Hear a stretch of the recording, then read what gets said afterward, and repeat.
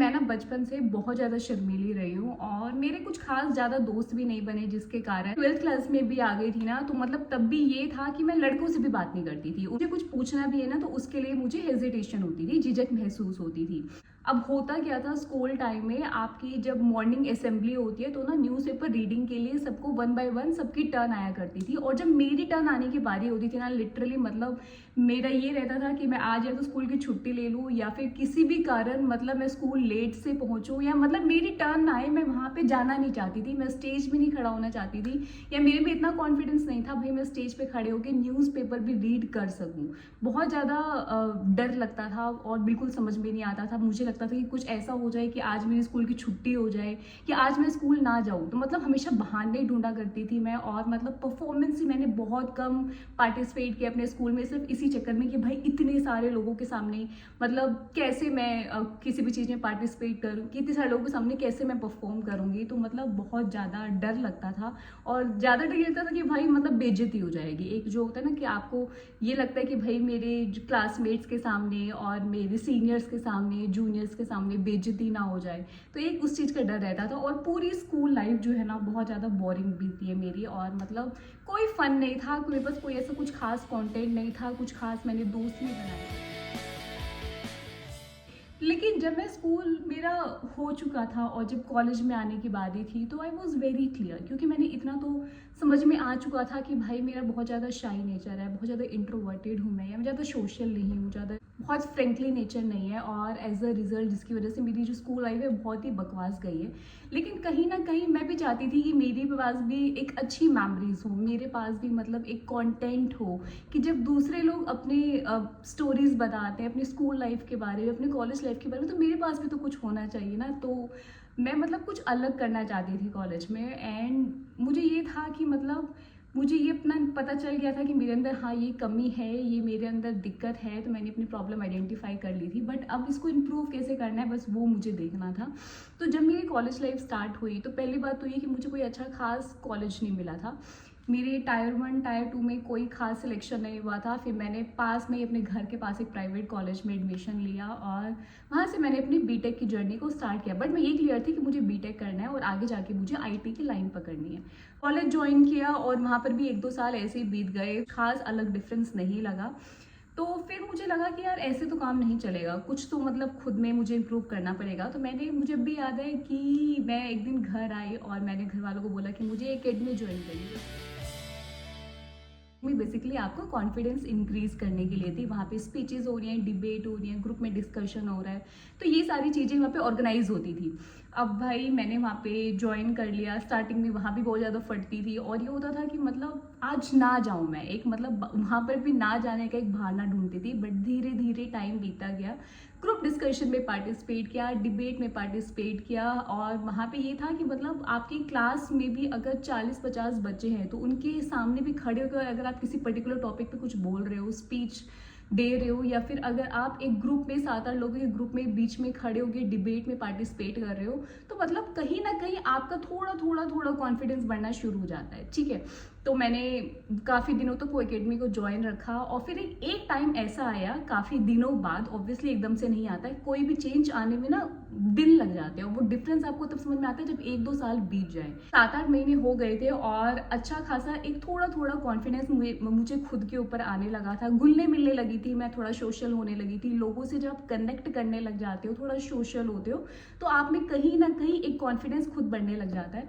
और ऐसा टाइम भी आया कि जब मैंने पूरी एकेडमी में एक फंक्शन ऑर्गेनाइज होना था, और उस पूरी एकेडमी में आई स्टिल रिमेंबर कम से कम 400-500 लोग थे, बच्चे थे, तो उन सभी में फंक्शन ऑर्गेनाइज होना था और मैंने एंकरिंग की थी, वो भी मैंने वॉलेंटरली की थी। और मतलब आई वॉज वेरी हैप्पी कि मैंने खुद के लिए एक स्टैंड लिया कि मैं हाँ मुझे एंकरिंग करनी है, और मैंने बहुत अच्छे से ऑर्गेनाइज किया था, जिसकी वजह से मुझे लास्ट में जो एकेडमी की जो हमारे टीचर थे उन्होंने फिर बाद में सर्टिफिकेट वगैरह भी अलग से दिया था। तो उस दिन के बाद एक अलग कॉन्फिडेंस आ गया था कि आई कैन डू दैट, कि मतलब अगर मैंने 400-500 लोगों के बीच में इतनी अच्छी एंकरिंग कर ली, मैंने पूरा स्टेज को मतलब हैंडल करके रखा, पूरी सारी चीज़ें मैंने अच्छे से हैंडल किया, तो भाई आई कैन डू एनीथिंग। एक वो चीज़ आता है ना, धीरे धीरे आप में कॉन्फिडेंस आने लग जाता है। दूसरी चीज़ जो मैंने अपने आप में फिर करनी स्टार्ट की जब मैंने कॉलेज में एंट्री की, वो ये कि मैं थोड़ा सा अपना फिजिकल लुक की तरफ भी ध्यान देना शुरू किया। क्योंकि पहले क्या होता है, बच्चे होते हो तो मतलब तो इतने ज़्यादा ना अपने फिजिकल लुक पे ध्यान नहीं देते, लेकिन कहीं ना कहीं अगर आप अच्छा पहनोगे, अच्छा अपने आप को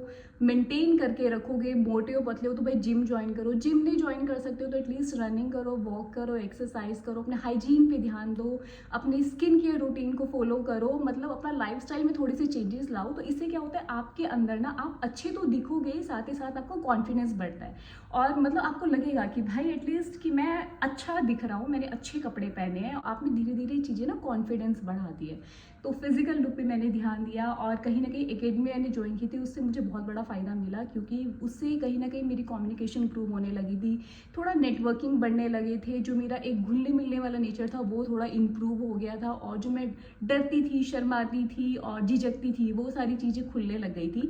तो कॉलेज के एंड आते आते मतलब अब मेरी एक अच्छी मेमोरीज बनने लगी थी। तो अब ऐसा था कि अगर मुझे कुछ बोलना है या मुझे टीचर से ही कोई क्वेरी क्वेश्चन करना है या मुझे किसी बच्चे को बोलना है, चाहे वो लड़का हो या लड़की, तो मैं बोल सकती हूँ, फ्रंट में आके बोल सकती हूँ, जो चीज़ मेरे में पहले नहीं थी।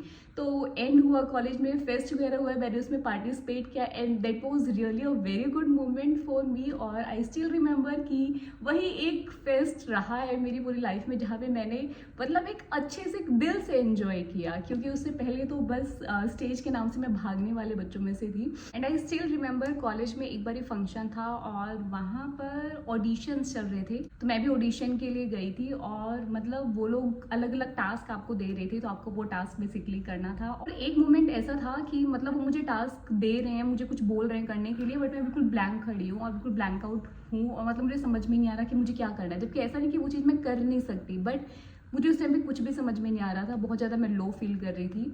तो उस टाइम पे फिर आई स्टिल रिमेंबर एक सीनियर थे हमारे जिन्होंने मुझे साइड में बुलाया और उन्होंने मुझे फिर बोला अलग से कि ऐसा डरने वाली कोई बात नहीं है, हम सब भी के साथ भी ऐसा होता है कि हम नर्वस हो जाते हैं और सम टाइम हम इतना कॉन्फिडेंट नहीं हो पाते, लेकिन कोई वैसे घबराने वाली चीज़ नहीं है, डरने वाली चीज़ नहीं है। तब उन्होंने मुझे क्लाइम बोली थी कि नो वन इज़ परफेक्ट, कोई परफेक्ट नहीं है भाई, हर किसी में कोई ना कोई कमियां हैं, हर किसी के कोई ना कोई ड्रॉबैक लिमिटेशंस हैं। तो तुम बस अपने जो अच्छी चीज़ है, अपनी जो तुम्हारे में स्किल है उस पर ध्यान दो और जो तुम में टैलेंट है उस पर ध्यान दो। अगर तुमसे गलती होती भी है तो कोई फ़र्क नहीं पड़ता।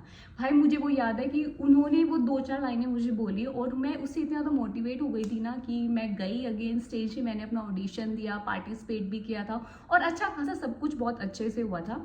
लेकिन ये छोटी छोटी चीज़ें जो आपको कॉन्फिडेंस बढ़ा देती है। एंड उसके बाद से फिर मैं कॉलेज, मेरा लास्ट डेज बहुत अच्छे गए, फिर मैं आगे मैं HCL में गई। HCL जो मैंने ऑफ कैंपस प्लेसमेंट से लिया था, वहाँ भी सब कुछ फिर बहुत ही बढ़िया बढ़िया होता रहा। मतलब फिर मैं कभी भी इतनी ज़्यादा नर्वस नहीं हुई और ऐसा नहीं है आज के टाइम पर भी अगर मुझे भी ब्लॉग से बनाने हो या मुझे अगर आप मुझे स्टेज पर खड़ा कर दोगे तो मैं घबराऊंगी नहीं, मैं डरूंगी नहीं और चीज़ों को मैं हैंडल कर लूंगी।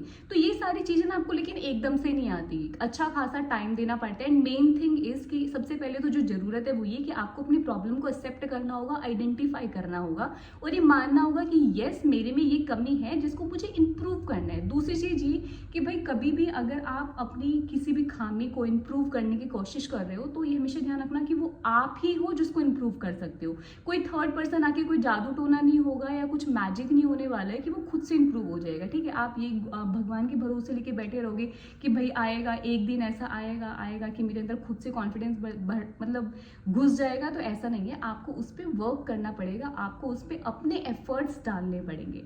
तो अगर आप एफर्ट डालोगे और सही डायरेक्शन में डालोगे देन ऑब्वियसली आपको एक दिन उसका अच्छा रिजल्ट देखने को मिलेगा, आप एक क्लियर डिफरेंस निकाल पाओगे। तो ये थी मेरी अपनी एक स्टोरी। अब कुछ टिप्स जो मैं आपको देना चाहूँगी, एक प्रैक्टिकल सॉल्यूशन जो आपकी हेल्प करेंगे आपका कॉन्फिडेंस बढ़ाने में। नंबर 1 कि अपना फिजिकल लुक पे ध्यान दो। भाई अगर आप मोटे हो, पतले हो, अगेन तो अपनी जिम ज्वाइन कर लो, एक्सरसाइज करो, घर में वर्कआउट कर लो। इसके साथ अपनी हाइजीन, अपनी लाइफस्टाइल, अपनी डेली केयर रूटीन्स, अपने स्किन के, अपने हेयर के, सब पे ध्यान दो सो दैट जैसा आपका लुक इन्हांस होगा ऐसे ऐसे आपका कॉन्फिडेंस भी बढ़ेगा। कहते हैं ना, look good feel good. Number 2, अपने कम्युनिकेशन स्किल्स को इम्प्रूव करो। तो ये भी ऐसा नहीं कि एकदम से हो जाएगी, बट धीरे धीरे आप एफर्ट डालोगे, इसमें कोशिश करते रहोगे तो एक दिन वो भी आ जाएगा जब आपकी कम्युनिकेशन स्किल्स भी इम्प्रूव होने लग जाएगी। नंबर 3, स्किल, अपने स्किल पे काम करो। अब देखो, हर किसी में ऐसा नहीं कि भरपूर टैलेंट है, और ऐसा भी नहीं हर किसी में कि कोई टैलेंट हो ही ना, हर किसी में कोई ना कोई टैलेंट होता है। बस जरूरत है कि इसको आइडेंटिफाई करो और उसको और ज्यादा इम्प्रूव करते चले जाओ। तो आप में जो भी स्किल है उस पर काम करो, हमेशा नॉलेज गेन करने की कोशिश करो, क्योंकि आप अगर 10 लोगों के बीच में भी हो, तो आप अगर 10 लोगों के बीच में बैठ के भी चुप बैठे हो, तो जरूरी ये नहीं है कि आप सोशल नहीं हो इसलिए आप बात नहीं कर रहे हो सकता है कि आपके पास बोलने के लिए कोई कंटेंट नहीं है। तो आप बोलने के लिए कंटेंट कहाँ से आएगा? जब आपको उस पर्टिकुलर टॉपिक में नॉलेज होगी।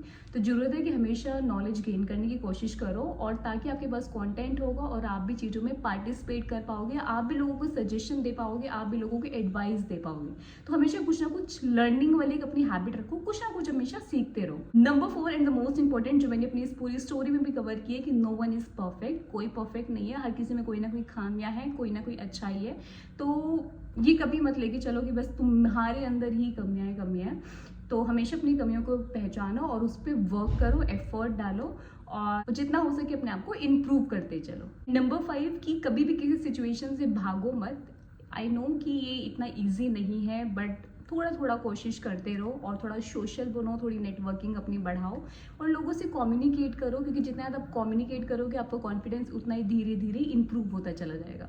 तो ये थी मेरी आज की वीडियो। आई होप कि आपको काफ़ी ज़्यादा इन्फॉर्मेशन इससे मिली होगी। इसके साथ ही मिलेंगे अपनी अगली वीडियो में। अगर वीडियो अच्छी लगी तो चैनल करना सब्सक्राइब, वीडियो को देना एक बड़ा सा लाइक। मिलेंगे अपनी अगली वीडियो में। Bye bye.